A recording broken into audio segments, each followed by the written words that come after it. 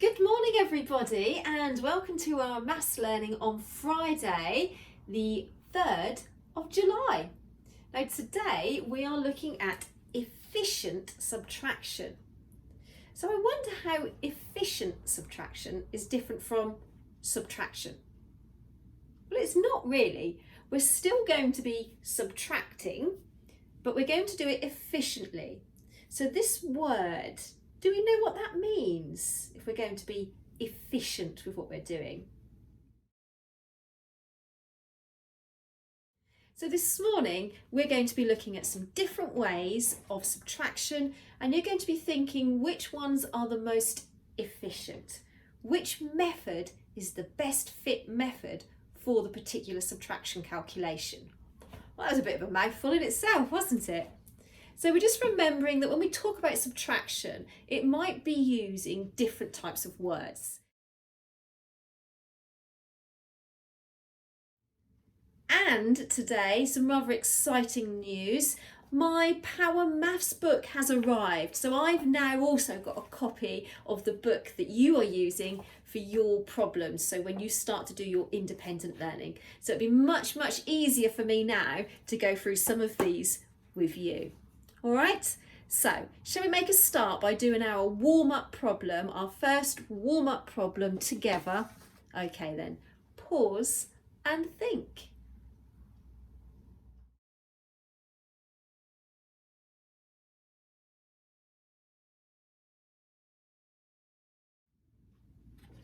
Now that was a little bit tricky, wasn't it? Because there was a couple of things that we needed to do. First of all, we had to work out what symbol was representing which value, didn't we? So we've got some shapes that are representing values, and we were using those to find the solution to the calculation so that we could work out what the password is to log in. So once we'd work out which value went into which shape, we can then make a start on completing our calculations. And we had an A and a B calculation. So calculation A is 61, and from that we are subtracting 18 to find our answer. And then for B, we had 61 again, but this time we needed to subtract 56. So we've got two very different subtractions, and we need to think about which method of subtraction is going to be the most efficient. Now, yesterday we were looking at when we subtract or add, values are very close to tens or 20 or 30. And so we thought about the way in which we could use that little sneaky trick, didn't we? So do you think that perhaps our first question would have a connection to what we did yesterday? I do too. I'm looking at this and I'm thinking, well, it's going to make sense, isn't it? It's going to be efficient for us to think about 61 take away 18 in terms of 61 take away, brilliant, 20. So if I take 20 away from 61, remember I'm working with those tens. So if I was to actually say to myself, well, I'm going to take 20 away from my 61, and then you're already one step ahead again, aren't you? Then I'm going to add back those 2 for the 18, and that will give me my answer. So shall we do that? Let's say 61 take away 20. So we've got 6 tens, and we're going to take away 2 tens because we're taking away 20. So we're going to go 60, 50, 40. So we've got 41 by taking away the 20. But we only wanted to take away 18, so we've taken away 2 too many. So we've got 41, 42, 40, brilliant, 43. So to work out, to solve that first subtraction, I was taking away. I took 18, well I took 20 away from my 61 and then put those 2 back that I owed the question to make my answer of 43.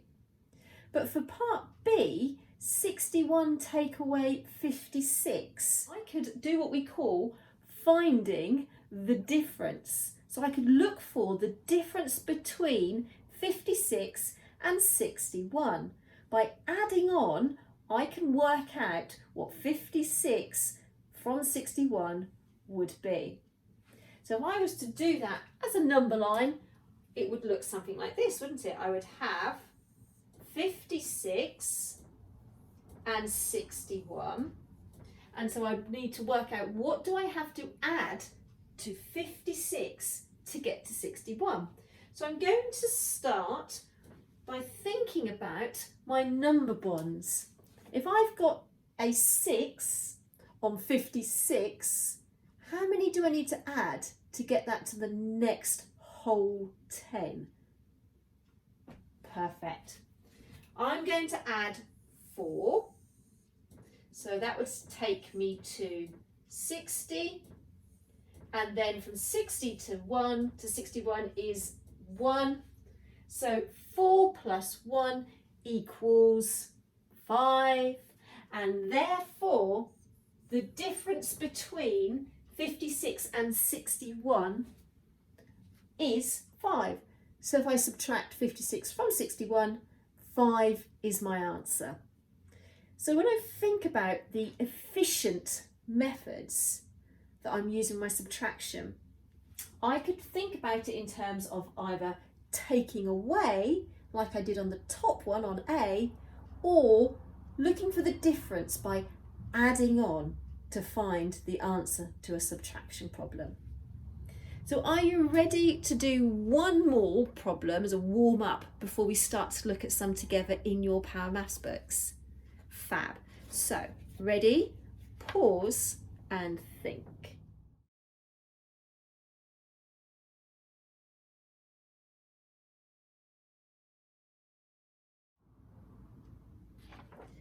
So in that one, you were given the choice. Which method would you use to solve that calculation?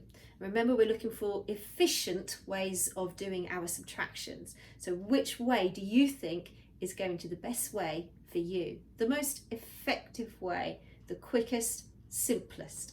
So the question, the number sentence is 56, and from 56 we are going to subtract 18. Taking away 18 from 56. And those values were represented again by using those shapes, wasn't it? So how did you approach this? What method did you choose to use?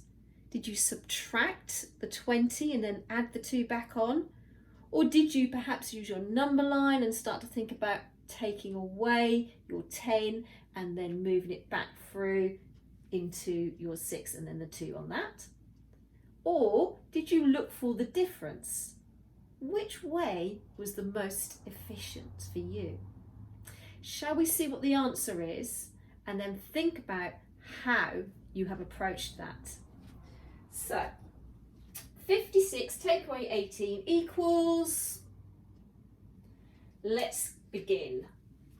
If I was to do 56 and from that take away 20. So I'm going to put it into my columns and I'm going to think of my 10s and my 1s. So in my 0 from my 6 is going to leave me with 6, that's not changing, but my 2 from my 5 means that I'm going to have 3 10s left. So I've worked out that 56 take away 20 leaves me with 36. But remember, I only wanted to take 18 away, so I need to now add my 2 back on, and that's going to go to my 1s, isn't it? So 6 add 2 equals 8. Brilliant. So my answer would be 38. Is that how you had worked it out? Or did you have another method that you thought was more efficient for you? It's fine to use whichever method you find the most efficient, but sometimes we need to explore the different ways in which we can approach these subtraction questions, just so that we are aware of the fact that there are different ways, alternative ways to do them. So are you ready to have a look together at some of the questions in your book for today? We're on pages 44, 45 and 46. If we have a look at question 1 together, complete the calculations, and you are given some number lines to help you with those calculations. And it says, do you do all these in the same way? Or are you using a different method for one of them perhaps compared to the others? The second one is then giving you 4 calculations, all subtraction, but again it's getting you to think about which method will you use? Which method have you found to be the most efficient? So I'm going to leave those ones for you to be looking at. The one I want to talk to you about is question number 3. So question number 3 on page 45, you will see we've got lots and lots of blanks. So we need to think about how are we going to approach this question. So have a quick look at this question and think to yourself, what am I going to do here? Carlos has 92 stamps. Tilly has 80 fewer stamps. So we know that Tilly has 80 less than Carlos. How many stamps does Tilly have? And then we have a number sentence to put here to help us to work this out. So we are taking away 80 from 92. So I'm going to write in here 92 take away 80, and that is going to give me the amount because she has 80 fewer, less than, so we are taking away. So 92 take away 80. Now we can see straight away we're only working with tens. We've got our tens and ones, tens and ones. So I'm only working with 8 tens from 9 tens. So what is 9 tens take away 8 tens? Perfect. It leaves me with 1 10, doesn't it? My ones are not being changed at all. So therefore I can see that 92 take away 80 leaves me with 12. So Tilly has 12 stamps. So which method are you going to use? We know that Barney has 44 and we know that together it's 71, but we don't know Marek's score. That's what we want to try and work out, isn't it? So am I going to do a subtraction or am I going to do an inverse and add on? What did you decide? Well, if I know that something added to 44 equals 71, I could start to think about my adding on. So what do I need to add to 44 to make 71? So I could do over here my number line, couldn't I? 44, and I want to get to 71. I have 4 ones, so how many ones do I need to add to get to my next whole 10? Think about my number bonds. I'm going to add 6, aren't I? And that would take me to 5 tens, which would be 50. I then know that the difference between my 5 and my 7 tens is going to be 5, 6, 7. So that means that I'm going to add 2 tens to 70. and then I just need to add 1 1 on the end.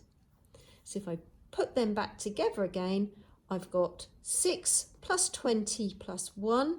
So if I do my 6 plus 1, that equals 7, and 20 plus 7 equals 27. So 27 add 44 equals 71. So Marek's score is 27. But how could I have done this by using, instead of an addition here, a subtraction? So this time we're going to try and work this one out by using the subtraction symbol. So what am I going to be taking away? Well, we know the total score is 71.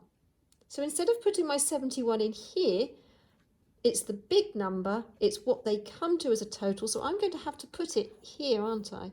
Because to work out Marek's score, I need to take away 44 from the 71. So which method could I use to do that? Previous time we used find the difference. So this time, shall we try a different method? What shall we do? Well, what about if we think back to what we was doing yesterday with our numbers? What about if instead of saying 71 take away 44, what about if I say 70 take away 43? So remember what we were doing? So I'm going to have my 7 tens, and from my 7 tens, I'm going to be taking away 4 tens. So that would leave me with 30. So if I've got 70 take away 40 equals 30. And then from my 30, I still need to take my 3 ones away. So I'll be 30 take away 3 equals, so I'm going to say 30, 29, 28, 27. And so Marek's has 27 points. So there it is. Today's learning is focusing on you being able to look for the most efficient strategy, method for subtraction. So look carefully at what those calculations are asking you to do before you decide which way you are going to approach them. Can't wait to see your fantastic maths learning. I'm going to give you all a big thumbs up because you've been working so hard this week with your maths. And I know it's always a little bit tricky when you've got a new teacher, and even more so in the situation that we're in at the moment where we can't all be together in the classroom every single day to do our maths learning. So well done everyone, and well done, double well dones to mums and dads and grands and aunts and everybody that's been helping you at home with your learning. Thank you.